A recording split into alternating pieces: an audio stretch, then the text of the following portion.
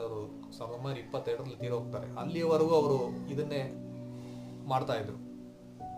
So ನಾನು ಹೇಳಿದ ಈ ವಿಷಯಗಳನ್ನೆಲ್ಲ ನಾವು ಜ್ಞಾಪಕ ಇಟ್ಕೊಬೇಕು. ಅಂದರೆ ಫಸ್ಟ್ ಕಾನ್ಫಿಡೆನ್ಸು, ಆತ್ಮವಿಶ್ವಾಸ, ನಂಬಿಕೆ, ಬಿಲೀಫ್, ಮತ್ತು ಪೇಷನ್ಸ್, ತಾಳ್ಮೆ, ಪರ್ಸಿಸ್ಟೆನ್ಸ್, ಸತತವಾದ ಪ್ರಯತ್ನ, ಹಾರ್ಡ್ ವರ್ಕ್, ಪರಿಶ್ರಮ, ಹಾಗೂ ರಿಸ್ಕ್ ತಗೊಳ್ಳೋ ಎಬಿಲಿಟಿ.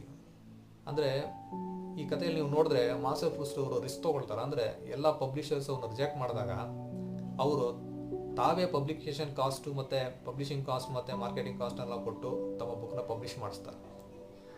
ಈ ಥರ ರಿಸ್ಕ್ ತಗೊಳ್ಳೋ ಎಬಿಲಿಟಿ ಇದೆಯಲ್ಲ, ಅದೂ ತುಂಬ ಇಂಪಾರ್ಟೆಂಟ್.